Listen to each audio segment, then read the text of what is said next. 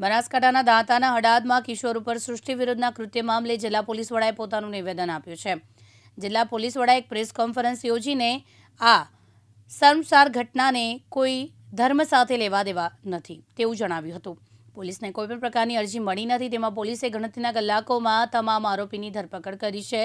Social મીડિયામાં ખોટી post ફેલાવનાર સામે કાર્યવાહી થશે।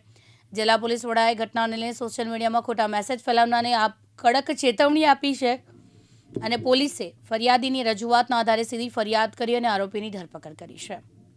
ની અંદર એક એફઆઈઆર લેવામાં આવી છે કે જેમાં આઈપીસી 377 હેઠળ ગુનો દાખલ કરવામાં આવ્યો છે। આઈપીસી 377 એટલે કે સૃષ્ટિ વિરુદ્ધના કૃત્યની એક એફઆઈઆર આજે પોલીસે લીધેલી છે। હું આની અંદર આપ સર્વને મીડિયાના માધ્યમથી કહેવા માંગીશ કે કેટલાક ટીખળખોરો અને કેટલાક સોશિયલ મીડિયામાં ટ્વિટર ઉપર ટ્વીટ કરીને એવી માહિતી પ્રસારિત કરી રહ્યા છે કે આ બાબતમાં પોલીસે પહેલાં અરજી લીધી અને ત્યારબાદ જે છે એ પોલીસે એફઆઈઆર લીધી। આ વસ્તુ તદ્દન ખોટી છે। હું આપ લોકોને જણાવવા માગું છું કે આજ દિન સુધી પોલીસે આવી કોઈ પણ અરજી મળેલી નથી કે પોલીસે સ્વીકારી નથી। પોલીસે આની ડાયરેક્ટ એફઆઈઆર લીધી છે। તેનાથી બી આગળ વધીને પોલીસે આની અંદર પ્રોએક્ટિવ રોલ ભજવ્યો છે। પોલીસે સામેથી વિક્ટિમ જે છે તેના પિતાનો કોન્ટેક્ટ કર્યો છે, તેના પિતાને સવારથી સમજાવી અને ખૂબ એમને પ્રોત્સાહિત કરી અને પોલીસે આજે બપોર સુધીમાં એફઆઈઆર લીધી છે। આ પોલીસની પ્રોએક્ટિવ કામગીરી છે। ન ગણ્યા સમયમાં જ પોલીસે આ તમામ આરોપીઓને પકડી બી લીધા છે અને હજી પોલીસ આની અંદર જે છે એ ખૂબ ઊંડાણપૂર્વક કાર્યવાહી કરી અને બીજા કોઈ પણ આરોપી હશે એ કોઈ પણ ધર્મના હોય, કોઈ પણ જાતિના હોય, એ તમામની વિરુદ્ધ રેકોર્ડ સમયની અંદર ચાર્જશીટ કરશે જેથી કરીને તમામ આરોપીઓને કડકમાં કડક સજા મળે।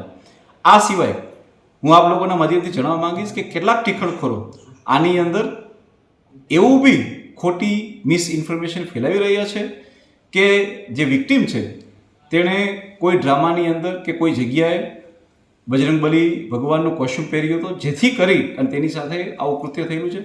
આ વાત બી બિલકુલ જૂઠી છે, બિલકુલ ખોટી છે। અમે ખુદે ફરિયાદીના પિતાનો અને ફરિયાદીનો કોન્ટેક્ટ કરેલો છે। આવી કોઈ ઘટના ધ્યાન ઉપર આવેલી નથી।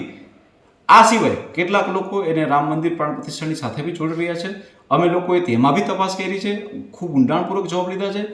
રામ મંદિર પ્રાણ પ્રતિષ્ઠાને, બજરંગબલીના કોસ્ચ્યુમને, અરજીને, આ બધી વસ્તુઓ તદ્દન જ ઉપજાવી કાઢેલી ઘટના છે। ઘણા લોકો જે છે એ આની અંદર વિડીયો શેર કરી રહ્યા છે કે જેની અંદર જે છે લોકોની રેલી નીકળી રહી છે। એ વાત સાચી છે કે લોકોની રેલી નીકળી છે, પરંતુ એ જે રેલી છે એ એટલા માટે છે કે આ હિન્દુ અને મુસ્લિમ વચ્ચેનું હોય, પરંતુ આ કોઈ કાસ્ટ વચ્ચેનું નથી। તમામ ધર્મના લોકો, તમામ સંપ્રદાયના લોકો એક છે અને કહેવા માંગે છે કે આવા લોકો કે જે આવું ખરાબ કૃત્ય કરે છે એને કડકમાં કડક સજા મળે એના માટેનું છે। પરંતુ આને અલગ રીતે જો કોઈ પણ વ્યક્તિ મીડિયા ઉપર, સોશિયલ મીડિયા ઉપર, ઇલેક્ટ્રોનિક્સ મીડિયા કે પ્રિન્ટ મીડિયા ઉપર ખોટી ઇન્ફોર્મેશન કહીને ફેલાવશે તો અમે પોલીસ એના ઉપર પણ કાર્યવાહી કરીશું। જો એની પાસે કોઈ સબૂત હોય તો પ્લીઝ અમને આપે। જો અમારા કોઈ પોલીસે એની અંદર તાત્કાલિક એફઆઈઆર દાખલ ના કરેલી હોય ને અરજી લીધેલી હોય એવું એ પ્રસ્થાપિત કરશે તો અમે અમારા પોલીસ ઉપર બી કડકમાં કડક શિક્ષાત્મક પગલાં ભરીશું। પરંતુ મારી આપ સર્વને અપીલ છે કે આપ લોકો જે છે આમાં મિસઇન્ફોર્મેશન કોઈ ના ફેલાવશે। દિનેશ ઠાકોર, દિવ્યાંગ ન્યૂઝ, બનાસકાંઠા।